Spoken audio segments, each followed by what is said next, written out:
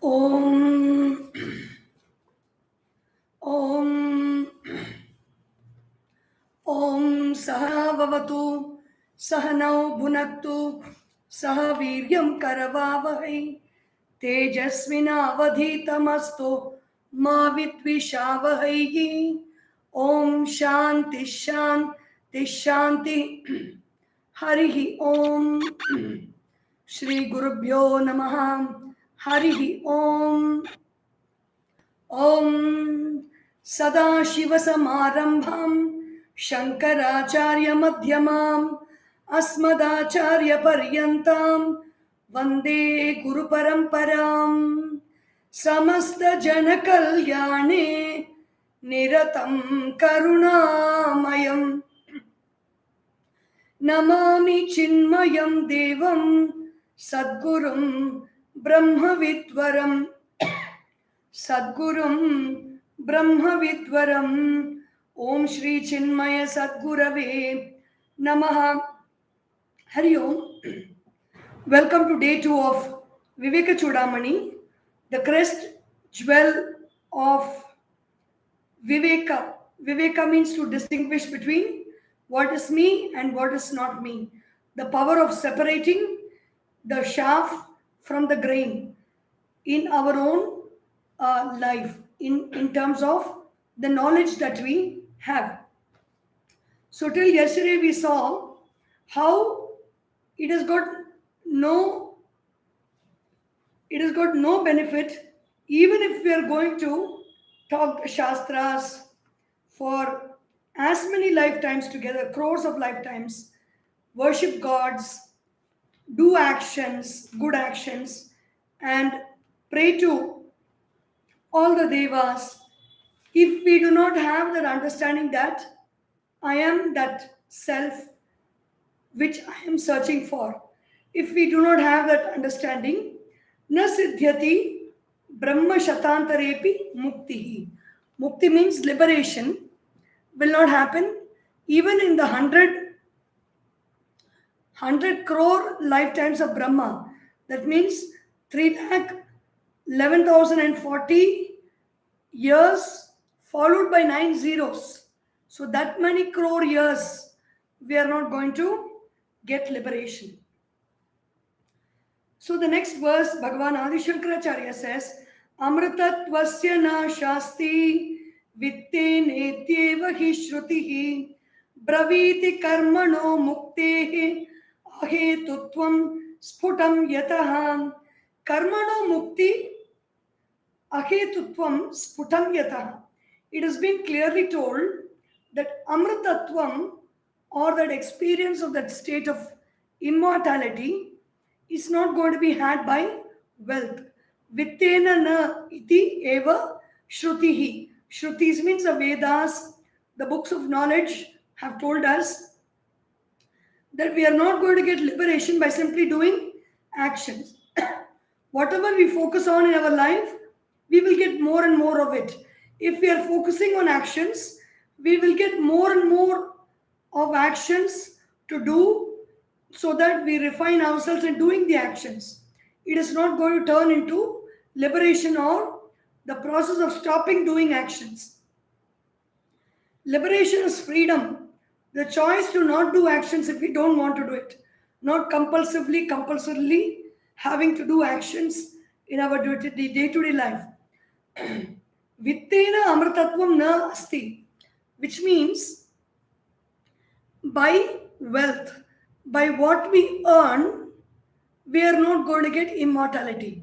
How do we earn what we earn? By doing actions. Nobody earns money, lots of it, or lots of wealth by simply sitting without doing anything. So if we earn a lot, it means we are doing actions a lot.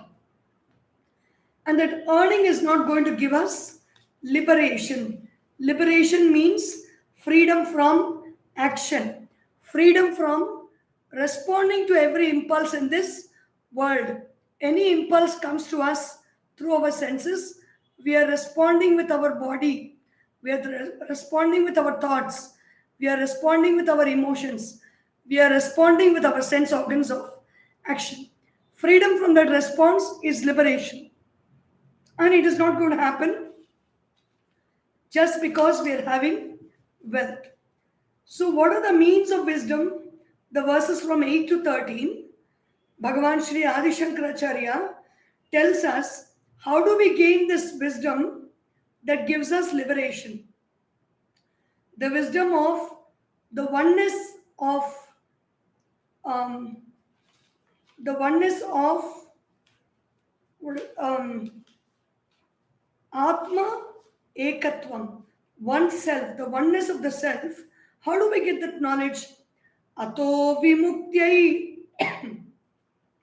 Prayateta Vidwan Sanyastya Bhahyartha Sukhasprihasan Santam Mahantam Samupetya Deshikam Tenopadishtartha Samahitatma Ataha Vimuktyai, for the sake of Visheshena Mukti. Ordinary Mukti means liberation, temporary happiness, temporary experience of happiness. Vimukti means permanent experience of happiness alone, which means permanent experience of my own self alone. The self is happiness. We cannot search for happiness. We cannot want happiness because we are happiness. The ocean cannot search for water. The ocean cannot want water. Cannot means it can.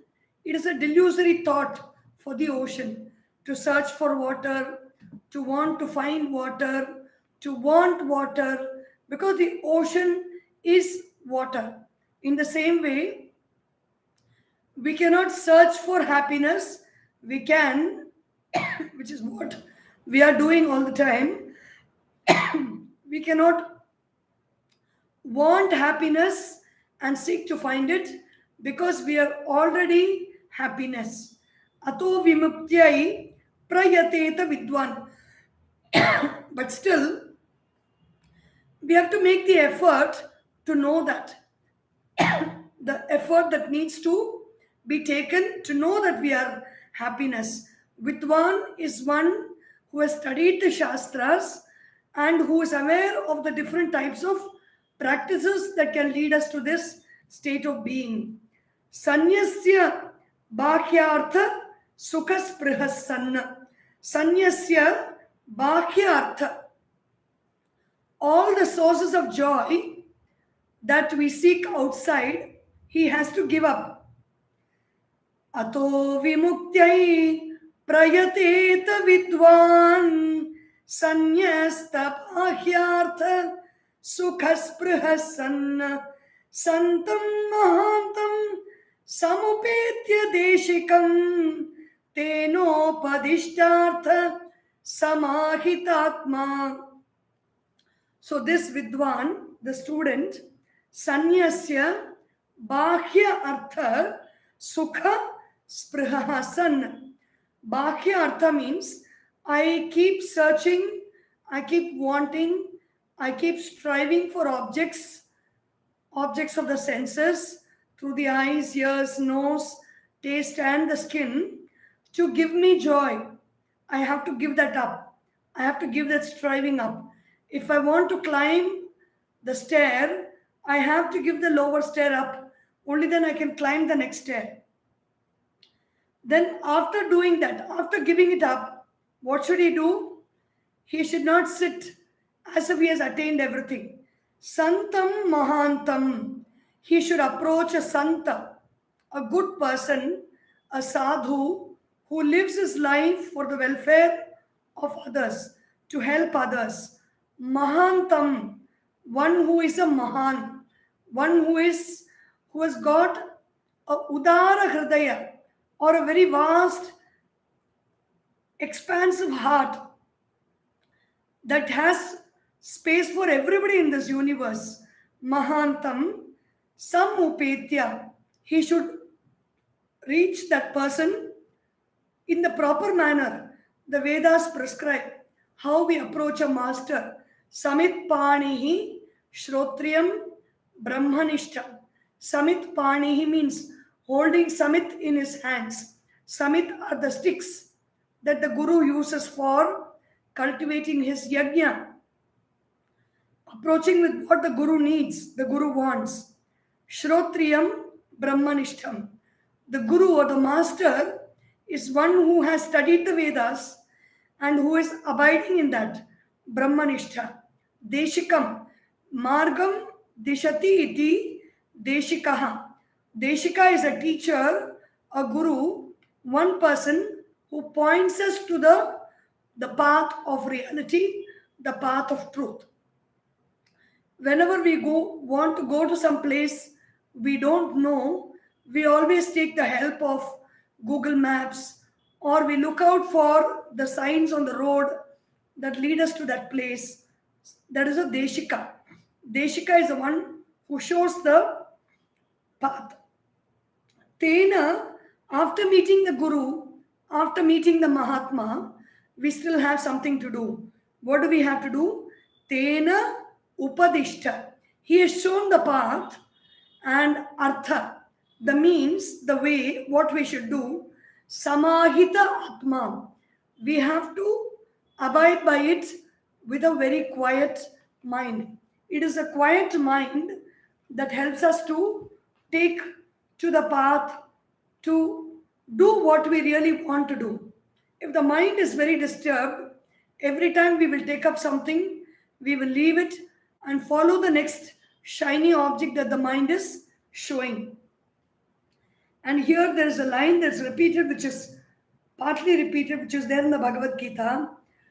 Uddharedatmanatmanam magnam samsara varidhau yogarudhattvamasadhya samyak darshana nishtaya. Uddharet atmana atmanam. With the help of my own self, with the help of my own mind and intellect, atmana, my own intellect and mind, atmanam uddharet.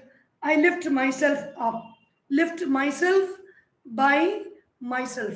If physically also, if I have to get up for one place, I cannot always wait for somebody to lift me up.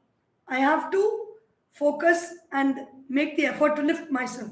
In the same way, in the mind space also, if I have to reach a very high space of quietude, harmony, peace, benevolence, love, compassion, nobody can come and help me to do it. I have to lift myself up. Where am I? Why should I lift myself up? I am magnam. I am submerged in the samsara varidhau, in that ocean called samsara or change. What is that ocean called change? The ocean called change constantly gives me experiences of grief, sorrow, and delusion. From this ocean, I have to first understand that I'm in the ocean of samsara, or the constant change of experiences between grief, sorrow, and delusion. I have to lift myself out from that ocean. Uddharet. By whom? By what means? By my own self. And then where should I get up and sit? I should have a perch. I should have a seat. I should take a seat to continue my journey further. Yoga arudhatvam asadhya. I should become a yoga rudha. Yoga rudha means bringing my mind and my intellect together, my knowing and my likes and dislikes. Meaning, what I like, I should know that. What I dislike, I should just ignore that. What I like, I should know. What I dislike, meaning what I like moksha. Here the like becomes only one, the path towards liberation. I should unite myself with that and dislike everything else that does not take me to liberation. Yoga rudhatvam asadhya samyak darshana nishtaya. I should have a nishtha. I should have a vow that whatever I see, whatever I do, wherever I go, I should have samyak darshana, which means I should see a thing as it is and not as I like it to be. When I see an orange, I should see it as a fruit that gives me good health or gives anybody who eats this good health. If I see a piece of chocolate cake with dripping with chocolate chips and other things, I should see it as something that may be tasty, but when taken in excess, it will harm me and my good health. That is called samyak darshanam.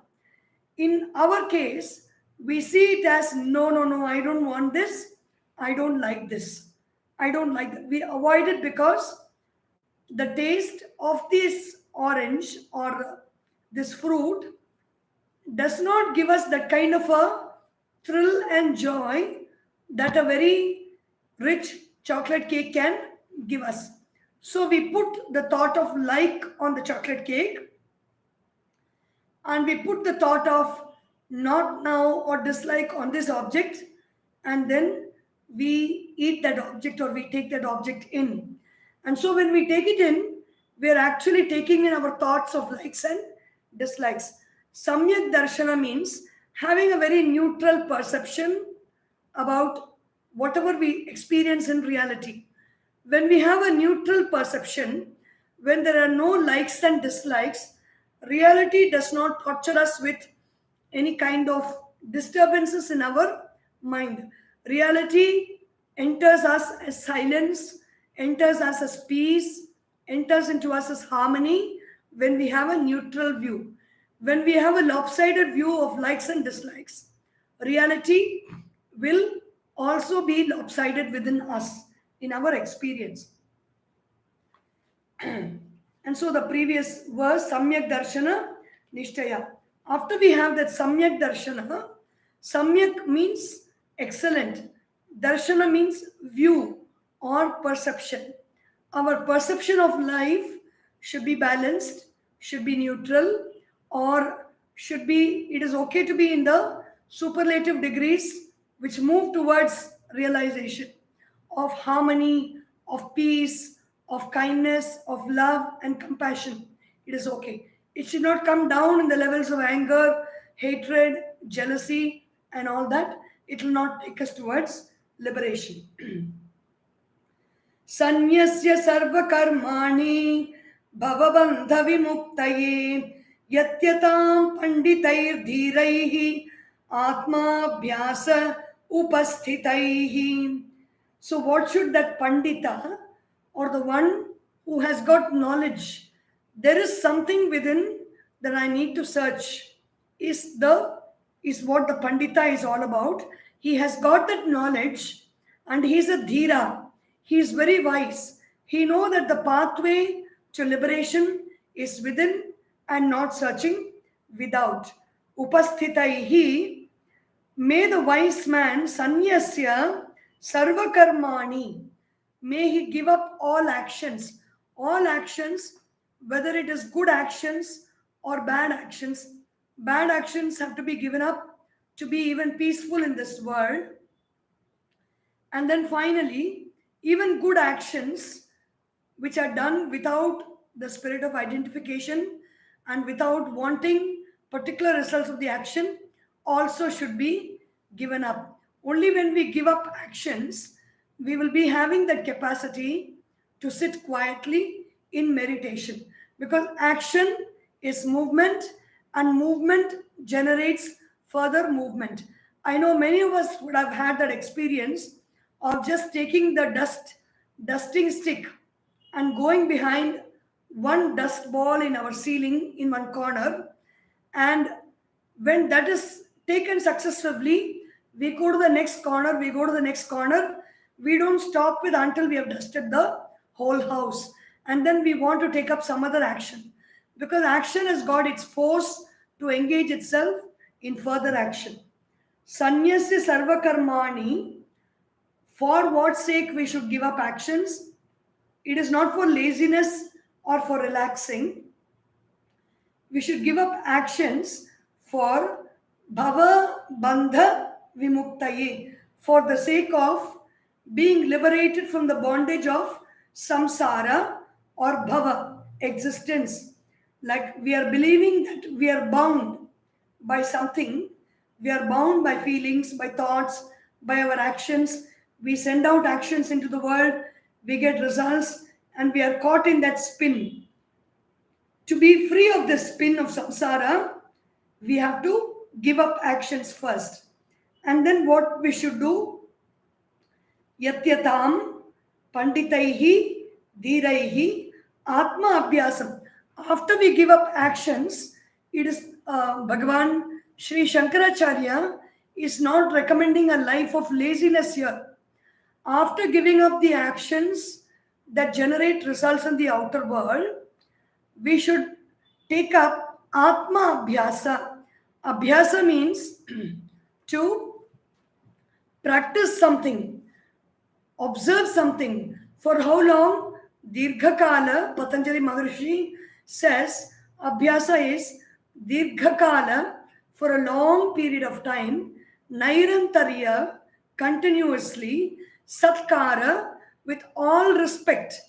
We should take up this Atma Abhyasa as a sacred duty, Satkara, Asevita, paying our attention to that, then our Abhyasa or practice becomes Drida Bhumihi. It becomes very firm. And the very two ways of controlling the mind also in the Bhagavad Gita as well as in the Patanjali Yoga Sutra is Abhyasa and Vairagya. Abhyasa is focusing on what we want. Vairagya happens naturally when we focus on what we want. When we focus on what we want, we withdraw from everything else that we do not want. Yatyatam abhyasa upasthitaihi. He is told to renounce all activities motivated by self-aggrandizing hopes and disintegrating desires. Upasthitai, all the desires might be around us. We have to give up the attraction to go behind those desires and pursue those desires which will give us only limited results, and go behind this pursuit of liberation by practicing Atma Abhyasa. In what all ways can we practice Atma Abhyasa? That will be explained in the different parts of Vivekachoodamani. Then, why do we do actions? Actions cannot bring about liberation. Liberation is about realizing my infinite self. Actions are finite, they have a beginning and they have an end, and the results they yield will also be finite, and a finite action cannot bring infinite results. In the world also we see, if we put 100 rupees in the bank, we will get an interest of maybe 1 rupee at the end of the year. We cannot get 1 lakh rupees when we put 100 rupees in the bank. In the same way, if we put in finite actions, we cannot get infinite result of moksha. So what is the result of action? Action has its place. What does it do on the path to moksha? Action here means actions of very actions like sadhana, doing karma like yagna, puja, japa, dana, tirtha, kriya, moving about and doing very good work is action. Chittasya shuddhaye karma natu vastupalabdhaye vastu siddhir vicharena nakinchit karma kotibhihi. Karma or action. Karma is done by activating our body, activating our organs of action like mouth, hands and legs is what karma is all about. What does it do when we do karma? When we do actions with our mouth, like speaking something good, speaking good words for others, actions with our hands. Eating is not action with our mouth, it's action with our tongue. It is an input. So, when we do actions with our mouth, like speaking, expressing through laughter, through joy, or through good words, or singing, whatever we do, actions with our hands, doing good work, working in a temple, working at home, working in the garden, working in the kitchen, or working with a pen, or working on the computer, doing any work with our, or solid heavy work, lifting heavy weights, transporting things, helping others with our hands, donating with our hands. So much of work we do with our hands. And then working with our legs, walking to places, walking to temples, walking to help people, walking up the mountain as a sadhana. So many things we do with our legs, not just loitering here and there aimlessly, but walking with a purpose. All these will purify our mind. Chittasya shuddhaye karma. But if you expect to know the self by these actions, that is not possible. Chittasya shuddhaye karma. It purifies the mind. It removes the latent tendencies called vasanas, which push us into repetitive actions. It removes all the unwanted habits in our mind. It removes the unwanted repetitive patterns in our mind and thus purifies the mind. Chittasya shuddhaye karma natu. Natu means not indeed. Vastu upalabdhaye. It does not help us to achieve that inner core of our being, which is a limitless self everywhere. The self in one is a self in all. Vastu upalabdhaye. Vastu siddhihi. But if we don't do any action, then what is it that we need to do for attaining that self? Vastu siddhihi vicharena. To realize that self, it happens only with contemplative thinking. Vichara means not worry or not blind imagination or just allowing the mind to wander here and there is not vichara. Vichara means focused thinking on the lines shown by the Shastras and the Guru is vichara. Vastu siddhihi vicharena na kinchit karma kotibihi. Not a little bit also, we will be moving on the path of self-realization by doing crores and crores of actions. We are not going to move an inch towards that path of self-realization. So here the indication is, if your interest in life is to know the self, then work towards giving up actions in the outer world which keep you action oriented, and take up action in the inner world which is vichara or contemplative thinking. Samyak vicharatah siddha rajju tattvavadharana bhrantyodita mahasarpa bhaya dukkha vinashini. Bhaya and dukkha will go. Bhaya means fear, dukkha means sorrow. These two things will go only when we do contemplative thinking. Samyak vicharataha siddha. When we think properly, when we contemplate, then we will achieve this. What will we achieve? We will achieve the removal of our fears and sorrow. What is the example? Rajju tattva avadharana. Brantya udita mahasarpa bhaya dukkha. A person, this is a very common example given in Vedanta, a repetitive example of Rajju and Sarpa. This example can be replicated in many, many ways. The modern day example of a Rajju Sarpa will be the cinema screen and the people and the objects and the situations that are moving on the cinema screen, which is the same like Rajju and Sarpa. This whole universe that we see is like a rope. A rope is a rope. It is just there. It has got no movement. It is inert. It does not do anything to us. It is just there. But when there is daylight, we see the rope clearly. We know it is a rope. When it is somewhat dark and we don't know the rope has been kept there, it can be a water hose, it can be a rope, or it can be a crack on the ground.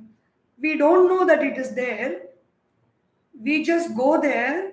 We think it is a snake. And the moment we think it is a snake, we are experiencing fear. And when we go to the rope and we touch the rope touches us, the rope touches our skin, we think the snake has bitten us. We think it is a snake. And when that rope has touched us, we think we are bitten by a snake. And we go into endless sorrow, non-existent pain we go through. We are shouting, we are crying for help. We say, help, help, help. I've been bitten by a snake. And we even pretend to collapse and faint. And how much ever that person comes to help and says, no, what you've been bitten by is not a snake. See, this is just a rope. See, it is a rope. This person, if he believes in his friend so much that his friend will only tell him good, he may take that thing to be true and he may observe himself, he may get up. But even if he believes what his friend has said, the disturbance that that false snake has caused in him has gone into his mind already. That fear, that trembling, that fear of death that is possible, everything has gone into the subconscious mind, and none can take away that disturbance which is acting as a vibration within him, has traveled from his conscious mind and created the ruffle and the vibration in the subconscious mind. And so how much ever the friend tells or talks, unless this person sits quietly for a long time and tells his own mind that no, whatever I have seen is only a rope. There is no snake that has bitten me, unless he inquires into it and comes and sees into it in detail, he is not going to get out of that fear. In the same way, we are engaging in this world. This world is just a rope. This world is inert. The situations in this world are inert. The objects that we experience through our sense organs are inert. They don't have any power over us. But we project our own likes and dislikes. We project our own fears, hatred, anxiety, worry, tension, stress on all those objects which are experienced as thoughts in us, which are experienced as feelings in us. We project our own fears, nostalgia, and so many feelings we project on them, and we believe that we are experiencing all of them and going through all of them. This is where the rope becomes a snake. The rope is a rope. In quantum physics also, they talk about wave and the dot. So that word, the dot is not the word that's used. Wave and the particle. Everything in this universe is in a wavy motion. When not observed, Everything that light, if you don't observe the light, it goes in a wavy motion. That image from Bhagavan Shri Krishna behind, it's just spreading out in a wavy motion in all directions. In 360 degrees, it's a wavy motion. The peacock feathers are moving in a wavy motion. But the moment we observe it, the moment we begin to measure it with our observation, it becomes particle, it becomes frozen. In the same way, the inputs from the world are also coming into us in the form of vibratory waves. When it passes through our sense organs, it passes through our eyes, it passes through our nose, the smell passes through the nose, the forms and colors pass through the eyes, the sounds pass through the ears, the taste pass through the tongue, and the feelings, whatever we experience of heat and cold and textures pass through the skin. They come as waves, they hit the sense organs, and once they touch the sense organs, they are being observed, they are being measured, they are being counted by this consciousness that is alive and present, and they collapse into particulate matter. And they settle in our system as particles. And the moment we lose our observation, again they get into a wave motion within our mind. And once a wave motion inside, it also spreads out as waves again. And so there is a vicious cycle of entry and exit from the body, from the mind, and out of the body and out of our mind. So this is a in those days there was no quantum physics to explain all this, but it is so beautiful that science and the study of reality, which has been pointed by our rishis in the past, are coming into a synchronous unity. We are able to have more examples, clearer examples, to understand what we are thinking. Samyak vicharata siddha. So, samyak vicharataha siddha rajju tattva avadharana. The example of the snake and rope, where we experience the snake out of delusion, will only go with proper understand. What we experience in our ignorance will go only with proper understanding of that truth. Sarpa dukkha vinashini, dukkha bhaya vinashini, so that sorrow and the fear will go only with my proper understanding. Arthasya nishchayo drishto vicharena hitoktitaha nasnanena na danena nasnanena na danena. One more. Nasnanena na danena pranayamashate va arthasya nishchayah drishtaha.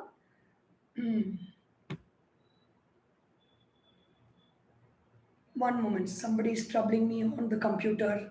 I do not know how to handle this unless I switch off chats.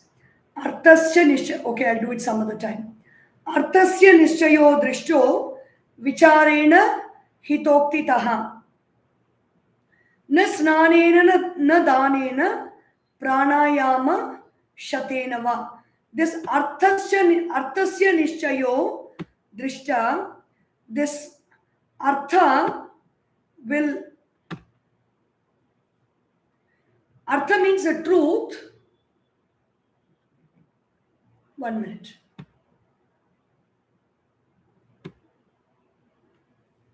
Arthasya nishchayo drishto vicharena hitoktitaha. Arthasya nishchayaha drishtaha. Through vichara, through contemplation, hita uktitaha. How do we contemplate? Not on our own, but we contemplate it we vicharena hita uktitaha. By proper vichara, we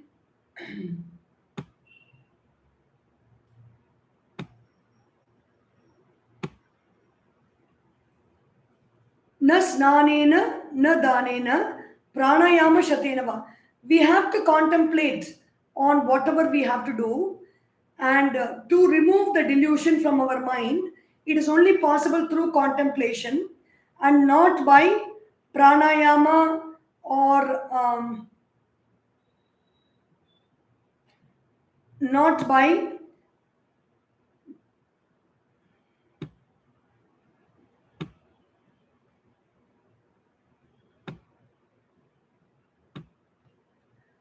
it is not by doing pranayama or by dana. If I have a problem with somebody, I am not I will not be able to remove the problem if I give a gift to somebody else, or if I sit in my room and inhale and exhale and correct my breathing.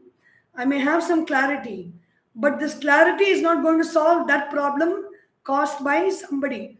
If the problem has been caused by somebody, I have to attend to that problem. It is not going to help me if I give charity to somebody else, or if I sit and meditate, or if I sit and do pranayama. Arthasya nishchayo drishtaha vicharena hitoktitaha. If I want to find the truth, I have to sit quietly and listen to the master, listen to the teacher who points out the truth to me and the ways by which I can contemplate to reach the truth. And I have to do that. By doing pranayama or by taking many baths, many sacred baths, I am not going to be able to arrive at the truth. And so, with these, the next few verses we will see tomorrow. The fit student. How do I become a fit student to know the truth? In Vedanta, the way by which I can know the truth is to be a qualified student. Just like how we need qualification to study in MBBS or engineering or law, or even for studying in LKG, they conduct interviews and they conduct qualificatory tests to admit students. So, what to say about this very high truth of Vedanta, which gives us the knowledge of the self, knowing which we become free in this world. So, we will look into the qualifications of a student tomorrow. Om Sarvesham Swastir Bhavatu, Sarvesham Shantir Bhavatu, Sarvesham Purnam Bhavatu, Sarvesham Mangalam Bhavatu, Sarve Bhavantu Sukhinaha, Sarve Santu Niramayaha, Sarve Bhadrani Pashyantu, Ma Kaschit Dukkha Bhag Bhavet, Om Asatoma Sadgamaya, Tamasorma Jyotirgamaya, Mrityorma Amritam Gamaya. Om Purnamadav Purnamidam Purnat Purnamudachyate Purnasya Purnamadaya Purnameva Vashishyate. Om Shanti Shanti Shanti. Harihi Om. Shri Gurubhyo Namaha. Harihi Om. बोलिए श्री सद्गुरुनाथ महाराज की जय. हर नमः पार्वती पतये. हर हर महादेव. हरि ओम.